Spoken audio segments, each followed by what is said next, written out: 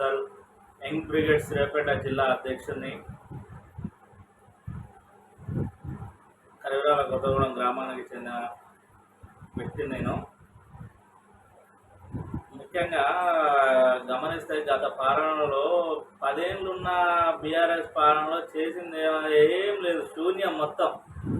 మా ఊరికి ఒక్కటంటే ఒక్కటి డబుల్ బెడ్రూమ్ ఇల్లు కాదు కదా, ఖాళీ బాత్రూమ్ కానీ కట్టేయలేకపోయారు టీఆర్ఎస్ ప్రభుత్వంలో గాదర్ కిషోర్ ఎమ్మెల్యే ఉన్నప్పుడు. మా ఊరు నుంచి గోరంట్లకు రోడ్డు ఎంత ఘోరంగా ఉందో మీరు ఒకసారి వెళ్తే తెలుస్తుంది. అంత దీనమైన పరిస్థితి తీసుకొచ్చింది ఈయన. 10 సంవత్సరాలు ఎమ్మెల్యే ఉండి గాదర్ కిషోర్, టీఆర్ఎస్ ప్రభుత్వం 10 సంవత్సరాల అధికారంలో ఉంది. వాళ్ళు చేసింది పిడికాడు మట్టి కానీ ఒక గుంటలో పోయలేదు. మా ఊరు మొత్తం మీరు పరిశీలిస్తే మీకు తెలుస్తుంది. మిమ్మల్ని తీసుకుపోయి ఒక 5-6 బజార్లు తిప్పుతా, నేను ఊరు సగం తిప్పుతా, మీకే అర్థమవుతుంది బజార్లు ఎంత నిర్లక్ష్యంగా, ఎంత నిర్లక్ష్యానికి ఊర్లు కానీ మండలాలు కానీ జిల్లాలు కానీ గురైనాయి అంటే అంత ఘోరంగా. బీఆర్ఎస్ పార్టీలో ఒక 50 సంవత్సరాలు మనం అభివృద్ధిలో వెనకపోయినాం. 10 ఏళ్ళు బీఆర్ఎస్ ప్రభుత్వం అధికారంలో ఉన్నాను. ఇక ప్రస్తుతం ఉన్న మా ఎమ్మెల్యే గారు అన్న మందుల సామెలు గారు అత్యంత మెజార్టీతోటి గాదర్ కిషోర్కు చెంప చెల్లు అనేటట్టు ప్రజలు తీర్పిచ్చారు. 50,000 మెజార్టీతోటి మా కాంగ్రెస్ అభ్యర్థిని 50,000 పైచిలకు మెజార్టీతోటి గెలిపించుకున్నాం. ప్రజలందరూ దాన్ని సహకరించారు. మా ఎమ్మెల్యే గెలిచి 5 నెలలు అయినా సరే, అందులో 2 నెలలు ఎన్నికల కోడ్ ఉన్నా సరే, 3 నెలలనే ఎన్ని రోడ్లు పోసినరో, ఎన్ని సిసి రోడ్లు పోసిరో, ఎన్ని బీటీ రోడ్లు పోసిరో, ఎన్ని కొత్త బస్టాండ్ల నిర్మాణం కానీ అవన్నీ ఇచ్చారో వాళ్ళు 10 ఏళ్ళ నుంచి చేయలేకపోయింది మా మందుల సామెలు గారు, మా ఎమ్మెల్యే గారు 3 నెలల్లో సగం పనులు పూర్తి చేసాడు. రాహుల్ గాంధీని ఎందుకు ప్రధానమంత్రిగా గెలిపించాలి? రాహుల్ గాంధీ గారు ప్రధాని కావాలనుకుంటే గతంలో కాంగ్రెస్ పార్టీ అధికారంలో ఉన్నప్పుడు 2009లోనే ప్రధానమంత్రి అయ్యేవాడు. కానీ అప్పనంగా వచ్చే ప్రధానమంత్రి పదవి వద్దనుకుని అవకాశం ఉన్న తీసుకునే వ్యక్తి మహానుభావుడు రాహుల్ గాంధీ గారు. అలాంటి వ్యక్తి కష్టపడి ప్రజలలోకి వెళ్ళి ప్రజా సమస్యలు అన్నీ తెలుసుకొని ప్రజల మధ్యలో ఉండి ప్రజా సమస్యలు తెలుసుకున్నాకే ప్రధాని అయితే నేను ప్రజలకు ఇంకింత మెరుగైన పాలన అందిస్తా అన్న ఉద్దేశంతో ఇంతకాలం వేచి ఉన్నాడు. వాళ్ళ కుటుంబం మొత్తం ప్రాణాలు అర్పించింది. వాళ్ళ నాయనమ్మ ఇందిరాగాంధీ గారు రాజకీయ గొడవల వల్ల మృతి చెందారు. వాళ్ళ తండ్రి గారు అలాగే ఇదైపోయాడు. అయినా దేశం కోసం వాళ్ళ కుటుంబం మొత్తం పాడుబడి దేశమే ప్రారంగా బతుకుతున్న అలాంటి కుటుంబం నుంచి మళ్ళా రాహుల్ గాంధీ గారు ప్రధాని అయితేనే ఈ దేశాన్ని రక్షించగలుగుతారు. ఎవరు వచ్చినా ఈ దేశాన్ని ఇప్పుడున్న పరిస్థితుల్లో రాహుల్ గాంధీ గారు ఒక్కరైతేనే కాపాడగలుగుతారు. మళ్ళీ బీజేపీ వచ్చిందంటే నేను ఒక దళితుని, ఇక దళితులు ఇట్లా ఈ ప్రెస్ ముందు నేను కూర్చొని ఈ కుర్చీలో కూర్చొని మాట్లాడే అవకాశం కానీ ఉండదు. మళ్ళీ బీజేపీ ప్రభుత్వం వస్తే అంత అల్లర్లు, విధ్వంసాలు, ఊదగోద గొలుచోడు దళితులను ఇలాంటి జరుగుతాయి. కాబట్టి ఇవన్నిటిని అడగాలంటే రాహుల్ గాంధీ గారు ప్రధాని కావాలి. రాహుల్ గాంధీ గారు జూడో యాత్రలో ఎలాంటి ఉత్సాహం నింపింది కాంగ్రెస్ పార్టీ? ప్రస్తుతం కాంగ్రెస్ పార్టీ తెలంగాణలో అధికారంలో ఉన్నదంటే రాహుల్ గాంధీ గారి భారత్ జోడో యాత్రనే ముఖ్య కారణం. అది ఎంత ఉత్సాహం నేర్పిందంటే కర్ణాటకలో అధికారంలో ఉన్న, ఈ తెలంగాణలో ఉన్న, మళ్ళా ఇప్పుడు సెంట్రల్ కాంగ్రెస్ పార్టీ ఫామ్ అవుతుందన్న దానికి కారణం రాహుల్ గాంధీ గారి భారత్ జోడో యాత్ర. మా శ్రేణులకు కాంగ్రెస్ పార్టీ యువతకు, మా అనుబంధాల NSUI, youth Congress, Sevadal, general Congress, Mahila Congress ప్రతి ఒక్కరికి ఊపిరిచ్చింది భారత్ జోడో యాత్ర. కార్యకర్తలకు రుణజీవితం పోసింది. ఉమ్మడి నల్గొండ జిల్లా 12 ఎమ్మెల్యేలలో సూర్యాపేట తప్పిపోవడానికి గల కారణం ఏంటి?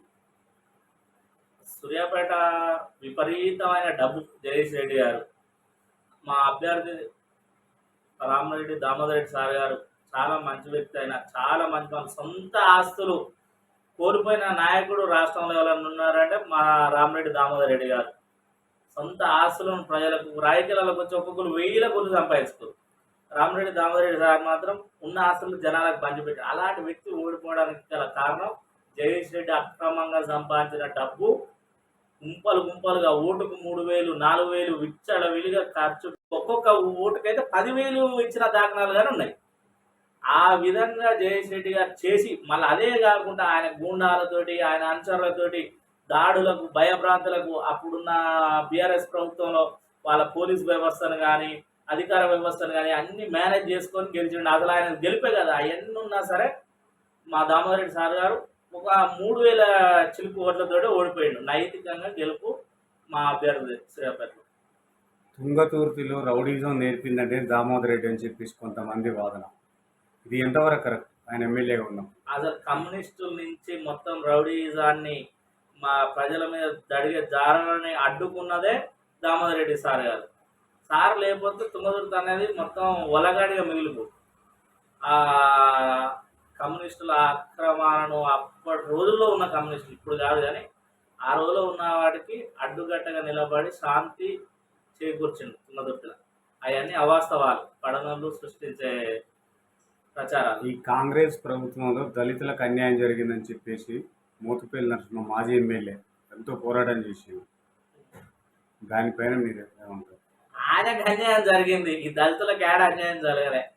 ఆయనకు అన్యాయం జరిగింది కాబట్టి దళితులకు అన్యాయం అంటారు. మరి బీఆర్ఎస్ ప్రభుత్వంలో ఒక్క మంత్రి లేడు, మాదిగా లేడు, మాల లేడు. మరి ఆయన బీఆర్ఎస్లో ఉండేది, ఒక్కసారి బీఆర్ఎస్ ఎందుకు విమర్శించలే? ఇప్పుడు దామోదర్ రాయ నరసింహ గారు మా మాదిగా హెల్త్ మినిస్టరు, బట్టి విక్రమార్క మా మాల సోదరుడు డిప్యూటీ సీఎం, ఇట్లా అనేక మంది రానున్న కాలంలో మా సంపత్ గారికి మంచి పదవులు వస్తాయి. స్పీకరు ప్రసాద్ గారు స్పీకర్ మా దళితుడే. ఇన్ని అవకాశాలు ఇచ్చింది బీఆర్ఎస్. ఏం అవకాశాలు? ఆయన బీఆర్ఎస్ని ప్రశ్నించేది ఉండే. అంటే కాంగ్రెస్ గవర్నమెంట్ మొత్తం కూడా రెడ్డి యుగం, రెడ్డి పాలన అని చెప్పేసి అంటున్నారు ప్రతిపక్షాలు. ఎంతవరకు కరెక్ట్? అవన్నీ అవాస్తవాలు. రెడ్డి పాలన ఎట్లయితుంది? ఇప్పుడు ఒక ముఖ్యమంత్రి అంటున్నది ఇది బీఆర్ఎస్ పార్టీ వెలమల దొర పార్టీ, దొర పొగడల పార్టీ. మా సంపన్న వర్గాలకు అందరికీ కలుపుకొని పోయే పార్టీ కాంగ్రెస్ పార్టీ. అందరికి సంస్థానం కాంగ్రెస్ పార్టీలో ఉంటుంది. మాజీ ఎమ్మెల్యే గాదర్ కిషోర్ ప్రధానంగా అసలు ఓడిపోవడానికి ప్రధాన కారణం ఏంటి?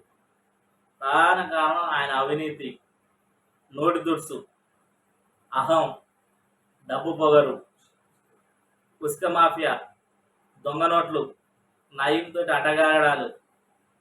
ఇవన్నీ అనేక కారణాలు. ఆయన ఓడిపోవడానికి ఒక కారణాలు కాదు. వెనకటికి ఎవడు దావుకు 100 కారణాలు కారణం అన్నట్టు. 100 కాదు, 1000 కారణాలు కారణం గాదర్ కిషోర్ ఓడిపోనికి. అలాంటి మనిషిని, అలాంటి వ్యక్తి, అలాంటి ఆయన ఎమ్మెల్యే అయినందుకు సమాజం సిగ్గుపడాలి. కిషోర్ లాంటి వ్యక్తి అంత అహంకారి, అంత శాడిస్టు, ఈగోయిస్టు. మా ప్రశ్నిస్తే దాడులు చేస్తాం. ఎక్కడి నుంచో వచ్చి మా తుంగతుర్తి బిడ్డల మీద ఎంతమంది మీద దాడి చేసాడు. అందుకే చెప్ప జల్లు అనేటట్టు మళ్ళీ తంటే పోయి నల్గొండలో పడ్డాడు. ఇక్కడ ఉన్న ప్రస్తుతానికి ఉన్న ఎమ్మెల్యే ఎన్నికలకు ముందు ఇసుకను ఫస్ట్ అక్రమంగా తరలిస్తున్న ఇసుక ఆపుతానన్నాడు. మళ్ళీ యథావిధిగా కొనసాగుతుంది. ఆ ఎమ్మెల్యేకి ఈ ఎమ్మెల్యేకు తేడా ఏముంది? అప్పుడు లారీలు ఎన్ని లారీలు? 200-300 లారీలు ఉండేది. మీరు పరిశీలిస్తే జాగిరెడ్డిగూడెం వాగు దగ్గర.